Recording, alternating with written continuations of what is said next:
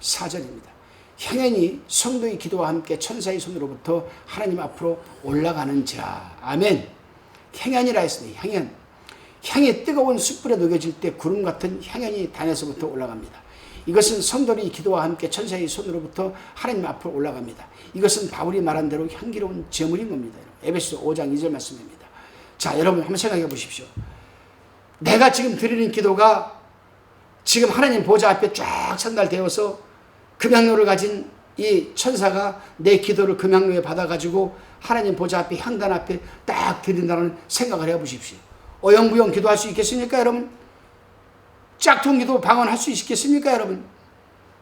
습관적으로 통속적으로 아무렇게나 기도할 수 있겠습니까, 여러분? 그래서 생각나는 대로 기도할 수 있겠습니까, 여러분? 굉장히 중요한 겁니다. 굉장히 중요한 겁니다. 자, 천사의 손으로부터라는 말은 그가 향로를 들고 있기 때문인데, 여기서 향연은 하나님 앞에 드려진 성도들의 기도를 상징합니다. 우리가 기도드리면 천사들이 그 기도를 받아서 이건 짝퉁이니까 아우 이거는 믿음으로 드린 기도구나. 향단에 담어. 향로에 담어. 금향로에. 아이고 이거는 또 그냥 나팔방언이네. 아우 이 사람은 진짜 긴급한 기도구나. 향로에 담어. 이래가지고 천사가 그걸 가려가지고 하나님 보좌 앞에 올리는 거예요. 그래서 여러분 다윗은 뭐라고 했습니까? 시편 141편 2절에 보게 되면요. 다윗은 나의 기도가 주의 앞에 분향함과 같이 되며 나의 손드는 것이 저녁 제사같이 되게 하소서라고 하였습니다. 그래서 향과 기도는 언제나 연관이 있음을 여러분 보게 됩니다. 여러분 오늘날 우리가 기도할 때도 향이 피어지죠. 피어집니다. 내 속에 계시는 파라클레토스, 헬라어로 파라클레토스라고 하는데 우리말로는 보혜사 성령입니다. 내가 기도할 때 성령께서 내 입술을 주장하여 주셔서 막 기도하면은 기도가 방언으로 하든 우리말로 기도하면은 기도가 하늘로 쭉쭉쭉 올라가는 느낌을 받을 때가 있어요. 그게 바로 향. 굉장히 중요한 겁니다. 그럴 때는요, 1시간, 2시간 금방 지나갑니다. 금방 지나가요. 그냥 갑자기 성령께서 우리의 혀를 잡아가지고 뒤틀려서 하나님이 원하시는 기도를 하게끔 해가지고 기도가 막 올라가게 하시고요. 신바람 나서 계속 그냥 기도하는 거죠. 밤새도록 기도해도 지치지 않습니다. 왜요? 성령께서 기도하게 하시는 거기 때문에. 방언이라는 말을 헬라어로 살로트라고 합니다. 살로트. 이 살로트라는 단어인데 영어로는 tongue, T-O-N-G-U-E, tongue이라는 단어를 씁니다. 무슨 말이냐? 방언이라는 이 살로트라는 말은 이 성령께서 내 혀를 내 맘대로 기도하게 하는 게 아니라 하나님이 기뻐하는 대로 기도를 하게끔 내 혀를 주장하여 주시는 것. 이게 여러분 살로트. 그래서 방언을 영어로 표현하면 T-O-N-G-U-E, 혀라고 얘기하는 겁니다. 혀. 우리의 혀. 그러니까 여러분 기도가 안 되면 여러분이 좋아하는 성구 말씀을 붙들고 그 말씀으로 기도를 막 하세요. 그 기도하기 전에 성령 하나님, 이 시간 제가 이런 문제 가지고 하나님 앞에 기도하려고 합니다. 제 독단적이고 인위적인 기도하지 말게 도와주시고 성령께서 하나님이 기뻐하는 흠양하시는 기도를 할 수 있도록 내 혀를 붙들어 주옵소서. 성령 하나님 붙들어 주옵소서. 그리고 찬양한 더하고 부른 다음에 여러분 우리말로 기도를 막 하다 보면 어느 순간에 성령께서 여러분 우리 혀를 탁 붙들어가지고 사르투 혀를 잡아서 하나님이 기뻐하는 방언으로 기도하게끔 혀를 잡아주시는 줄 믿으시길 바랍니다. 다시 5절입니다. 천사가 향로를 가지고 단 위에 불을 담아다가 땅에 쏟으며 뇌성과 음성과 번개와 지진이 나더라. 천사가 향로를 가지고 단 위에 불을 담아다가 땅에 쏟으매라고 했습니다. 처음에는 이 향로가 성도들의 기도를 드리는 데 쓰였지만 여기서는 심판을 내리는 데 또 사용되고 있습니다. 향로가. 천사가 향로를 가지고 단 위에 불을 담아다가 땅에 쏟아버립니다. 심판에 쓰이는 이 향로에는 향도 넣지 않았고 향연도 없는 것으로 나옵니다. 이 불은 성도의 기도가 응답되어 하나님의 진노가 쏟아지는 것을 뜻하는 겁니다. 여러분. 성도들의 기도가 진노가 되어서 되돌아온 것이죠. 얼마나 많은 성도들이 그리스도를 핍박하는 사람들이 소형기에 고통을 당했는가. 얼마나 많은 성도들이 그들의 억울함을 심해달라고 하나님께 부르짖는가. 이제는 더 이상 그 신원의 기도가 필요 없어졌습니다. 하나님의 참아온 유예기한이 끝나고 끔찍하고 무서운 대환난의 심판이 내리고 있기 때문입니다. 우리가 그동안 하나님 앞에 그렇게 기도했던 것이 금양로에 담겨가지고 보좌 앞에 상달되었는데, 이제 그 금양로에 담겼던 우리 성도들의 이 기도가 보좌 앞에 드려지니까 그 심판의 진노를 담아가지고서는 응답으로 땅에다가 쏟아버리는 겁니다. 천사가. 그랬더니 뇌성과 음성과 번개와 지진이 나더라고 했습니다. 여기서 1절에 고요한 정적이 깨어지는 겁니다. 30분 동안 조용했던 이 시간이 지나자 갑자기 일곱 명의 천사들이 빵빵 빠방 울려 퍼지니까 그냥 정적이 깨어지면서 성도들이 막 기도했던 것이 금양로 당겨져가지고 보호자 상달됐다가 보호자 상달을 천사가 다시 금양로를 받아가지고 하나님께 응답받아가지고 진노의 대접을 갖다가 땅에다 쏟아버리니 고요한 정적이 깨어지는 거죠. 천사가 향로를 가지고 단 위에 불을 남아다가 땅에 쏟자 내성과 음성과 번개와 지진이 났습니다. 하나님 보좌에는 항상 여러분 불이 준비되어 있습니다. 불이. 심판의 불이죠, 여러분. 천둥 번개는 심판의 시작을 알리는 신호지만 여기서는 성도들이 기도에 대한 응답으로서 자기 백성들을 괴롭힌 것에 대한 하나님의 강한 분노를 나타내기도 합니다. 자, 이제부터는 하나님의 진노가 끔찍한 심판으로 이제 나타나기 시작을 합니다. 6장에서는 땅에 거하는 자들을 심판하여 핏값을 갚아달라는 성도들의 기도를 보류하였지만 6장 10절입니다. 여기서는 지금까지 보류해 두었던 간구를 응답하여 끔찍한 불심판을 내리겠다는 시도로 뇌성, 음성, 번개는 물론 지진까지 일어납니다. 이것은 스바냐 선지자가 언급한 분노의 날입니다. 스바냐서 1장 15절에 예언되어 있습니다.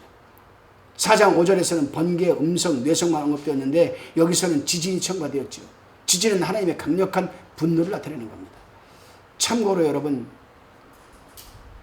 하나님의 대환난 때에는 지진은 반드시 일어납니다. 지금 여러분 곳곳에서 그 조짐이 보이고 있죠. 예를 든다면 여러분 1556년에 중국의 그 쉔시성에서 지진이 일어났잖아요. 그때 83명이 죽었다라고 여러분 외신 보도가 있었습니다. 83만 명. 1976년도에 또 북경에서는 발생한 지진은 65만 명이 죽었습니다. 그리고 78만 명이 부상을 당했습니다. 여러분. 이때 지진은 진도 8.2밖에 안 됐습니다. 여러분. 8.2. 또 1964년에는 여러분 알래스카에 대지진이 일어났죠. 8.9도의 여러분 지진이었습니다. 이 지진은 강력한 핵폭탄 100배의 위력입니다. 1만 메가톤급이죠. 그러나 하나님의 진노로 일어난 지진은 이보다 수천 수만 배나 강력한 겁니다. 왜 그런가? 지진이 일어나면 여러분 한 군데만 일어나는 게 아니에요. 전 세계 곳곳에서 동시다발적으로 지진이 일어나는 거죠. 근데 가만 보십시오, 여러분. 지진이 일어나면요, 꼭 5군, 10군데 가운데 8군데, 9군데는 꼭 하나님이 싫어하는 나라에서만 일어납니다. 전 세계가 곳곳에서 순식간, 여러분 다른 거 필요 없습니다.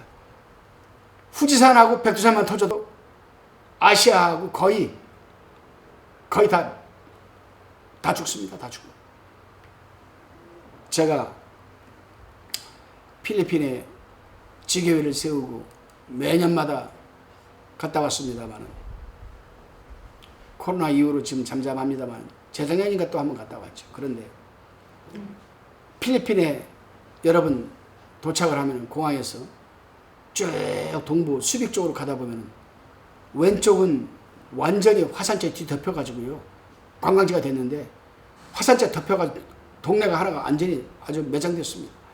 거기 한번 가봤는데 가보니까 사람이 도망가려다가 이래가지고 그냥 굳어버렸습니다. 한 사람은 엎드려서 기어 나가려고 하는데 그대로 굳어버렸습니다. 한 수녀는 기도하다가 그냥 화산재에 덮여서 굳어져버리고 말았습니다. 또 한 가족들은 밥 먹다가 밥상에서 덤벼 그대로 다 굳어버렸습니다. 마닐라 공항에서 수빅 쪽으로 가다 보면 왼쪽에 다 그래요. 그 놀라운 사실이 있습니다. 왼쪽은 거의 다 동네가 전멸되어 했는데 오른쪽은 하나도 피해가 없어요. 그런데 잘 들어보세요. 왼쪽은 스페인이 들어와가지고 필리핀을 침공해가지고 필리핀을 식민지로 삼았을 때 왼쪽에 사는 사람 다 천주교를 믿던 사람들이죠. 그런데 오른쪽에 있는 사람들은 개신교를 믿는 사람들이 굉장히 많아요. 하나도 여러분 피해가 안 갔습니다. 그거를 보면서 저는 그렇구나. 역시 하나님은 살아계신다. 다시 6절을 봅시다. 일곱 나팔 가진 일곱 천사가 나팔불기를 예비하더라. 일곱 나팔을 가진 일곱 천사가 나팔불기를 예비했다고 합니다. 이 말은 일곱 천사가 일곱 나팔을 받았던 2절과 연결이 다시 되는 거죠. 그 사이 3절, 5절은 일곱 나팔 재앙이 성도들의 기도 응답에 대한 결과임을 암시해 줬습니다. 여기서 나팔불기를 예배했던 것은 나팔을 불 준비, 즉 나팔을 불려는 자세를 취한 것으로 볼 수가 있습니다. 여기서 우리가 생각해 볼 것은 이미 거짓 선지자들, 전쟁, 세계적 소요, 기근, 죽음, 기아, 순교, 하늘의 놀라운 징조로 무대가 꾸며진 대환난의 이 시기에 보다 무서운 재앙이 지상에 임할 태세를 좀 취하고 있다는 겁니다, 여러분. 그러니 여러분 참 정말 마지막 때 대환난 때는요, 온 세계가 정말 엄청난 극심한 혹독한 환난이 임할. 그래서 저는 그런 생각도 해봐요. 대환난이 임하기 전에 수명이 다해서 사명 다 마치고 하나님 앞에 갔으면 좋겠다. 그런 생각이 들더라고요. 그렇습니다, 여러분. 이는 7년 환난이 시작과 함께 떼어지고 대접재앙은 7년 환난이 끝날 무렵이 시작이 되는데, 그럼 나팔재앙은 언제부터 시작되는 것일까? 바로 이 부분입니다. 주석가들마다 견해는 차이는 있지만 일반적으로 나팔재앙은 환난 후반기 시작 3년 반, 즉 후 3년 만에 여러분 시작되는 것으로 봅니다. 나팔재앙이 후 3년 만에 있다고 보는 이유는 이 재앙들이 10장에서 14장에 이르는 대막간이 깨어지기 전에 소개되어 있다는 점 때문입니다. 10장에서 14장은 본질적으로 가증한 일이 자행되는 7년 대환난 중간에 시작되는 적그리스도의 제국을 여러 가지 점에서 묘사하고 있기 때문입니다. 다니엘서 9장 27절을 참고하시기 바랍니다. 다시 참고로 보면은요, 이미 이스라엘에는 임시 성전에서 99년 6월 13일 날부터 동물 제사를 드리기로 합의를 했습니다. 이스라엘 내각에서 수상들 전부 다, 야, 우리가 다시 동물 제사를 드리자. 참 기가 막힌 거예요.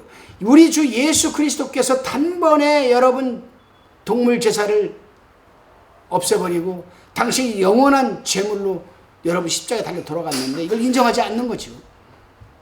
그래서 99년 6월 13일부터 동물 제사를 드리기로 이들은 합의를 했고, 이스라엘은 정결 예식에 쓸 붉은 암송아지도 300마리나 복제해 놓고 있다는 신문 보도가 있었습니다.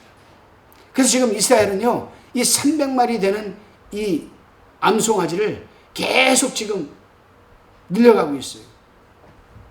정결 예식에 쓰려고. 여러 가지 국제 정세와 성경 예언의 무대가 다 갖춰 있음을 볼 때 나팔재앙이 쏟아질 날도 얼마 남지 않은 것 같습니다. 다니엘서를 참고해 보면요, 그래요, 이스라엘이 동물 제사를 드릴 걸 나와요. 지금 이스라엘은 이미 99년도 6월 13일부터 동물을 제사기로 합의를 했고, 붉은 암송아지 300마리나 복제해 놓고 있다고 여러분 신문 보도가 있었습니다. 외신 보도가. 주님이 오실 날이 얼마 남지 않은 거죠, 여러분.